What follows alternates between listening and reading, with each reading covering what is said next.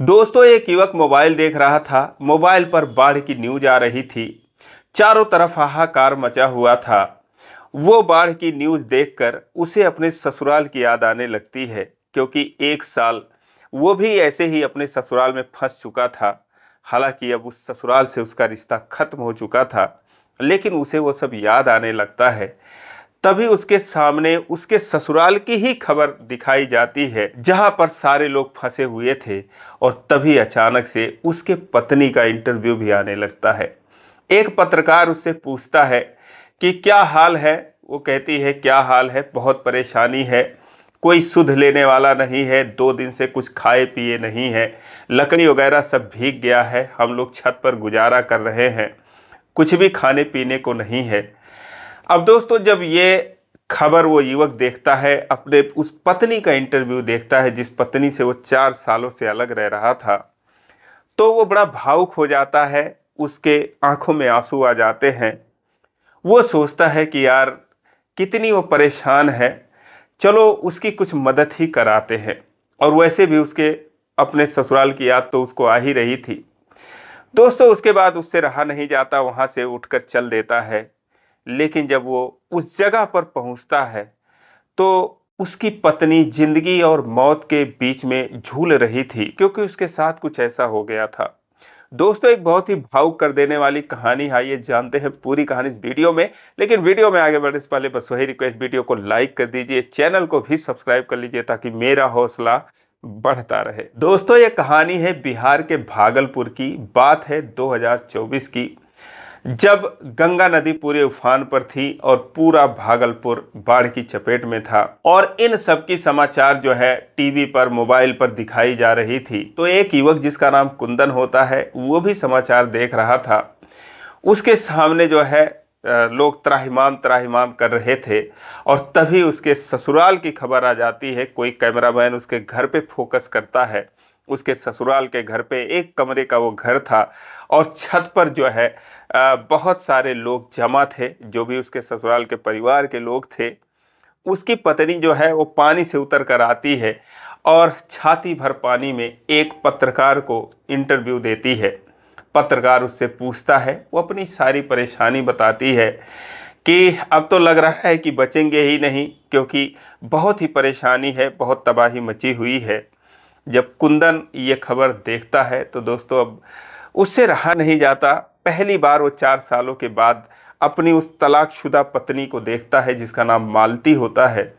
तो वो थोड़ा इमोशनल हो जाता है, और वो पुरानी यादों में खो जाता है। क्योंकि जब उसकी मालती से उसकी शादी हुई थी, लेकिन मालती जो है वो अभी ना समझ थी, मात्र 17-18 साल उसकी उम्र थी। उसके पिता ने जो है बहुत अच्छा दहेज देकर कुंदन से उसकी शादी करा दी थी। कुंदन की एक हार्डवेयर की दुकान होती है, अच्छी खासी चलती थी। लेकिन अब चूंकि जो मालती थी वो थोड़ी नासमझ थी और थोड़ी कम पढ़ी लिखी थी। कुंदन के परिवार वाले ज़्यादा पढ़े थे, तो इसीलिए उसका मजाक जो है कुंदन की माँ, बहन, अन्य रिश्तेदार उड़ाने लगते हैं। और जिसे जो है मालती बर्दाश्त नहीं कर पाती है। कुछ महीने बीतते हैं, तो फिर जाकर वो अपने माता पिता को बताती है। क्योंकि दोस्तों, आजकल जो है अगर कोई बहुत सीधा होता है, बहुत भोला होता है, तो उसे लोग पागल समझते हैं। तो यही हाल कुछ उसके साथ भी था। मालती बहुत सीधी थी, बहुत भोली थी, अपने काम से मतलब रखती थी। लेकिन उसको दोस्तों वो लोग उलाहना दे देकर और जो है उसको परेशान करते थे। तो ये बात जाकर जब वो अपने माता पिता से बताती है, तो उसके पिता भड़क जाते हैं। वो कहते हैं कि भाई, मेरी बेटी इतनी प्यारी है, इतनी दुलारी है, जैसी भी है, मेरे लिए जान से प्यारी है। फिर वो आते हैं और जो कुंदन के घर वालों को भला बुरा कहने लगते हैं। दोस्तों, उसके बाद बात बिगड़ जाती है, पंचायत बैठती है। पंचायत में ये फैसला होता है कि मैं अपनी बेटी को लेकर जाऊंगा। दोस्तों, वो मालती को लिवा कर चले जाते हैं। लेकिन जो जमा पूंजी सारी थी, मालती की शादी में लगा दिए थे, और 2 साल बाद जो है उनका निधन हो जाता है। उसके बाद मालती और उसकी एक और बहन थी, जिसका नाम अनीता होता है, और उसकी माँ, ये तीनों जो है अकेली रह जाती हैं। उनके ऊपर दुखों का पहाड़ टूट पड़ता है। तो इस तरीके से मालती और कुंदन का रिश्ता जो है वो ख़त्म हो जाता है। दोनों कुछ कर नहीं पाते हैं। उसके बाद दोस्तों 4 सालों से वो अपने ससुराल में मायके में रह रही थी। कुंदन ना तो कभी वहाँ पर गया था और ना ही वो ही यहाँ पर आई थी। लेकिन अब बाढ़ के मौसम में एक बार वो जब अपने ससुराल गया था शादी के कुछ ही दिन बाद, तो रात को सोया था, सुबह जो है वो बाढ़ आ जाती है उसके चारपाई के चारों तरफ। वो हैरान हो जाता है और उसके बाद चूंकि ससुराल में पहली बार गया था तो ससुराल वाले उसको बचाने की कोशिश करते हैं, तख्ते के ऊपर तख्ता रख देते हैं, उस पर वो बैठा रहता था। तो 2-3 दिन वो वहाँ पर फंसा रहता है, हालांकि उसे मज़ा भी आ रहा था। तो ये सारी चीज़ें उसे याद आ रही थी और जैसे अपने पत्नी का इंटरव्यू देखता है तो दोस्तों उससे रहा नहीं जाता है। वो जो है उन लोगों की मदद करने के लिए सोचता है। उसके बाद वो, उसकी हार्डवेयर की दुकान थी, दुकान अपनी बंद करता है। उसके बाद वो, उसके पास कार थी, कार लेकर वो अपनी गाड़ी से बाज़ार में जाता है। वहाँ पर जो जो उसकी पत्नी ने परेशानी बताई थी उसकी समस्या की समाधान के लिए वो गैस सिलेंडर लेता है, चूल्हा लेता है, अंडे लेता है, ब्रेड लेता है, मैगी वगैरह, चूड़ा वगैरह, जो भी बहुत सारी चीज़ें, कम से कम 2 बोरी सामान भरकर वो अपनी गाड़ी में लादता है और उसके बाद वो वहाँ पर चल देता है। उसके घर से उसका ससुराल करीब 70 किलोमीटर दूर था। जब वहाँ पर पहुँचने वाला था तो करीब 4-5 किलोमीटर पहले से ही सड़क के दोनों तरफ पानी भरा हुआ था, जिधर देखो उधर जल ही जल था, पूरा जलमग्न था। लेकिन जब एक पॉइंट ऐसा भी आता है जहाँ से आगे का रास्ता बंद था। अब वहाँ पर सरकारी सहायता के लिए बहुत सारी नावें थीं, लेकिन हर तरफ इमरजेंसी था, तो जो भी नावें थीं वो पर्याप्त नहीं थीं। और जब सरकारी नावें पर्याप्त नहीं थी तो कुछ प्राइवेट लोग जो है अपना मोटर बोट या स्टीमर लेकर वहाँ पर आ जाते हैं और वो लोग जो है भारी भरकम रकम वसूलते थे। 1 किलोमीटर जाने का 1000 रुपये ले लेते थे। अगर बंदे को आना भी होता था तो 1000 और लेते थे, तो 2000 रुपये वो ले लेते थे। तो बहुत सारे लोग जो पानी में फंसे हुए थे वो फंसे ही रह जाते हैं, क्योंकि 2 किलोमीटर 4 किलोमीटर दूर वो फंसे हुए थे। उनके बस का नहीं था, एक तो उनके पास खाने का पैसा नहीं था, तो फिर वो स्टीमर या मोटर बोट का पैसा कहाँ से देते।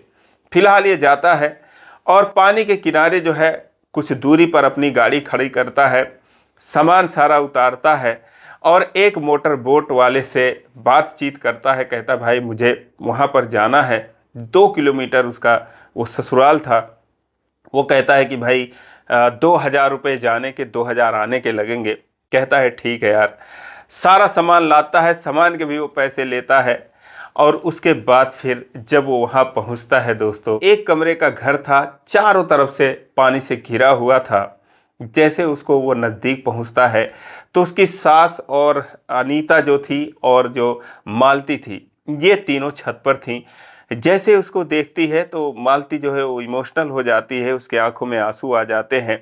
वो तुरंत जो है छत से भागती हुई नीचे आती है, पानी जो है उसके सीने तक था, आती है नाव के किनारे और उसको देखती है। कुंदन भी उसको देखता है तो वो भी इमोशनल हो जाता है, उसकी आंखों में आंसू आ जाते हैं। वो मालती से पूछता है कि क्या हाल है। कहती है कि क्या हाल है, देख ही रहे हो डूब रही हूँ पानी में, और आप यहाँ पर कैसे आए। कहता है कि मैंने न्यूज़ देखा और न्यूज़ में सारी परेशानी देखी तो मैं आ गया। वो कहती है अच्छा हुआ आप आ गए, अब तो मर भी जाएं तो भी कोई फ़र्क नहीं पड़ता है। और उसके बाद दोस्तों वो फूट फूट कर रोने लगती है। फिलहाल वो कहता है कि मैं तुम लोगों के लिए कुछ सामान लाया हूँ। सामान सारा कुछ उतारा जाता है किसी तरीके से। जो अनीता थी और जो मालती थी, ये दोनों सामान छत पर पहुंचाती हैं। कुंदन कहता है ठीक है मैं जा रहा हूँ। जब वो जाने की बात करता है तो मालती कहती है अगर जा रहे हो तो अपना सामान भी लेते जाओ, क्यों जा रहे हो, कुछ टाइम रुक जाओ हम लोगों के साथ। अब दोस्तों उसका रुकने का मन तो था ही। वो भी जो है बोट से उतर जाता है, छत पर चला जाता है किसी तरीके से। और उसके बाद अब ये लोग 2 दिन से कुछ खाए थे नहीं। बहुत सारा सामान जब देखते हैं तो दोस्तों जमकर जो है वो बनाते हैं, अंडा ब्रेड वगैरह, मैगी वगैरह जो भी था अनीता बनाती है, लोग खाते हैं, हाल चाल पूछा जाता है। अब मालती जो है दोस्तों कुंदन से हाल चाल पूछती है कि मम्मी कैसी हैं, पापा कैसे हैं, बहनें कैसी हैं। वो कहता है कि तुम उनका हाल चाल पूछ रही हो, उन्हीं की वजह से शायद जो है तुम यहाँ पर रह रही हो। कहती है कोई बात नहीं, मेरे जो किस्मत में था उससे ज़्यादा तो कुछ मिलेगा नहीं, जो था वो हो गया। फिलहाल कैसे हैं लोग? वो हाल चाल बताता है, कहता है कि सब ठीक हैं। अब उसके बाद कुछ दिन से दोस्तों वो लोग करीब 2 दिन से कुछ खाए पिए नहीं थे, तो बहुत सारा वो अंडा ब्रेड मैगी वगैरह लेकर गया ही था। गैस चूल्हा भी था, तो सब कुछ वहाँ पर बनाते हैं और एक हिसाब से मस्त जो है वो पार्टी होती है, खाते पीते हैं। रात हो जाती है, कुंदन जो है अपने घर पे फ़ोन कर देता है कि मैं नहीं आ पाऊँगा और मैं किसी मित्र के यहाँ चला गया हूँ। वो लोग कहते हैं कोई बात नहीं। अब दोस्तों रात में फिर खाने पीने के बाद ये लोग सो जाते हैं। जो अनीता थी और उसकी माँ थी, काफ़ी देर बातें करने के बाद सो जाते हैं, लेकिन कुंदन और मालती के आंखों में नींद नहीं। दोनों एक दूसरे से बातें करते हैं, एक दूसरे को इतने दिन बाद देखे थे, मिले थे। अब सब कुछ ठीक ठाक चल रहा था, लेकिन दोस्तों तभी ना जाने कहाँ से उस बाढ़ में, उस पानी में बहते बहते एक विषैला सांप जो कोबरा था वो कहीं से आ जाता है और दीवार में आकर वो लगता है। और दीवार से दोस्तों, चूंकि दीवार जो था प्लास्टर नहीं था, तो वो चढ़ जाता है, छत पर आ जाता है और आकर जो है वो मालती के पैरों में डस लेता है। जब काटता है तो उसे दर्द होता है और तुरंत उसे एहसास हो जाता है कि हो ना हो सांप ने ही काटा होगा। झटके से उठती है, चिल्लाने लगती है, देखती है सांप रेंग कर दूर जा रहा था। अब जो कुंदन था वो मोबाइल की टॉर्च जलाता है तो देखता है वो सांप ही था, कोबरा था। कुछ देर बाद जो कोबरा था वो डर के मारे पानी में कूद जाता है और फिर जिस रास्ते से आया था शायद उसी रास्ते से वो चला जाता है। अब दोस्तों मौत निश्चित थी, क्योंकि उसे सांप ने डस लिया था, चारों तरफ पानी था, कोई बचने की उम्मीद नहीं थी, क्योंकि 3 दिन पहले ही उस गांव में किसी को सांप ने काटा था और 1 डेढ़ घंटे में उसकी मौत हो गई थी। ये सब सोचकर जो मालती थी वो कुंदन के गले से लिपट कर रोने लगती है, कहती है कि मैं तो अब बचूंगी नहीं, लेकिन खुशी इस बात की है कि कम से कम तुम्हारे सामने मेरी मौत होगी। जो भी मैंने गलती किया होगा उसे माफ़ कर देना आप। और मैं आपको बहुत चाहती थी, बहुत प्यार करती थी, अभी भी मैं आपसे ही प्यार करती हूँ। ये सारा चीज़ वो कहती है, रोने लगती है। अनीता और उसकी माँ भी रोने बिलखने लगती हैं। कुंदन कहता है कि नहीं, ऐसा मत कहो, तुम्हें कुछ नहीं होगा। लेकिन दोस्तों ये बात सत्य थी कि 3 दिन पहले ही किसी को सांप काटा था और 1.5 घंटे में उसकी मौत हो गई थी। अब उसे समझ में नहीं आ रहा था वो करे तो क्या करे। फिलहाल कपड़े से उसका पैर बांधता है ताकि जो जहर था वो ऊपर की तरफ ना फैले। उसके बाद वो मोटर बोट वाले को फ़ोन करता है, चूंकि उसका नंबर ले लिया था कि ज़रूरत होगी तुम्हें बुलाऊंगा। फ़ोन करता है भाई बहुत इमरजेंसी है, आ जाओ। वो मना कर देता है क्योंकि रात का समय था, रात के करीब 10-11 बजे ये घटना हुई थी। वो कहता है भाई मैं अंधेरे में नहीं आ पाऊंगा। डर उसे भी लग रहा था, लेकिन वो कहता है भाई ज़िंदगी का सवाल है, तुम जितनी भी रकम मांगोगे, मुँह मांगा तुम्हें पैसा दे दूंगा, बस तुम आकर और यहाँ पर आ जाओ, तुम्हारा एहसान ज़िंदगी भर नहीं भूलूंगा। दोस्तों वो अब जो मोटर बोट वाले थे वो पानी के किनारे ही अपना चटाई वगैरह बिछाकर ऊंचाई पर सोते थे। वो एक किसी और को जगाता है, उसको साथ में लेता है। 2 लोग जो है उस मोटर बोट को लेकर वहाँ तक पहुँचते हैं, उसके ससुराल पहुँचते हैं। किसी तरीके से जो मालती थी उसको उतारा जाता है, मोटर बोट पर लादा जाता है। साथ में अनीता भी बैठती है, उसकी माँ वहीं पर रह जाती है। और फिर दोस्तों ये लोग बहुत तेजी से आते हैं। किनारे पर कुंदन की गाड़ी खड़ी थी, उसमें वो जो है मालती को लादते हैं ये लोग और उसके बाद फौरन वो भागलपुर जिला चिकित्सालय पहुंचते हैं। वहां तक जाते जाते मालती की हालत खराब हो चुकी थी, वो बेहोश हो जाती है। लेकिन अब जो डॉक्टर थे वो देखते हैं तो वाकई में जो जहर था इंजेक्ट हो चुका था उसके पैर में, काफ़ी सूजन आ गया था, दर्द हो रहा था। फिर वो जो है एंटी वेनम लगाते हैं, कम से कम 15 से 20 फाइल एंटी वेनम लगता है। फिर जाकर जो मालती थी उसे दोस्तों होश आता है, उसकी जो जिंदगी थी वो बच जाती है। जब वो सामने कुंदन को देखती है तो फिर दोस्तों उसका हाथ पकड़कर वो रोने लगती है। कुंदन उससे लिपट जाता है। इधर जो मालती की माँ थी, उन्हें तो इस बात का भी खबर नहीं कि उनकी बेटी जिंदा भी है या मर चुकी है, क्योंकि जो उनका फ़ोन था वो स्विच ऑफ हो चुका था 3-4 दिन से। तो स्विच ऑफ ही पड़ा था। अब दोस्तों रात भर इलाज होता है, सुबह जो है, जब सुबह होती है तो डॉक्टर उसे डिस्चार्ज करते हैं और उसके बाद फिर कुंदन जो है उसे अपनी गाड़ी में लाद कर फिर वहीं पर लाता है ससुराल। फिर उसी मोटर बोट से जाता है छत पर। उसकी माँ जब देखती है तो उन्हें तसल्ली होती है, कम से कम उनकी बेटी जिंदा थी। दोस्तों वहाँ पर फिर कुंदन 2-3 दिन और रह जाता है उस परिवार के साथ।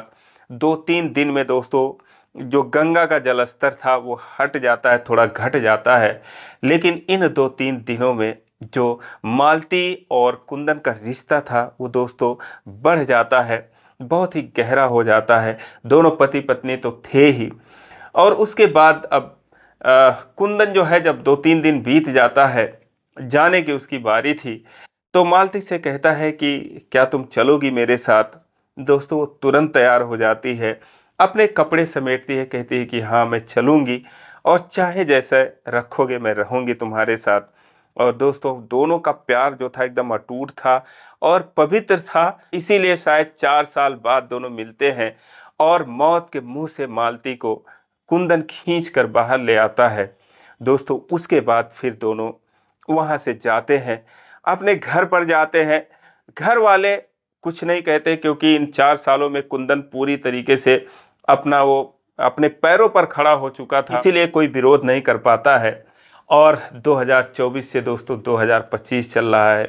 पिछले 1 साल से दोनों साथ में रह रहे हैं और बहुत ही शानदार तरीके से रह रहे हैं, बहुत खुशी-खुशी रह रहे हैं। भगवान से दुआ करते हैं कि उन्हें किसी की नज़र ना लगे, ऐसे हमेशा ही वो दोनों खुश रहें।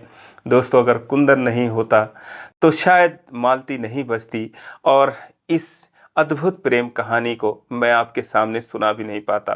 दोस्तों फिलहाल आपको ये कहानी कैसी लगी आप कमेंट में ज़रूर बताएं और इसी प्रकार की कहानियों के लिए चैनल को सब्सक्राइब करें। वीडियो को लाइक नहीं किए हैं तो लाइक कर दीजिए।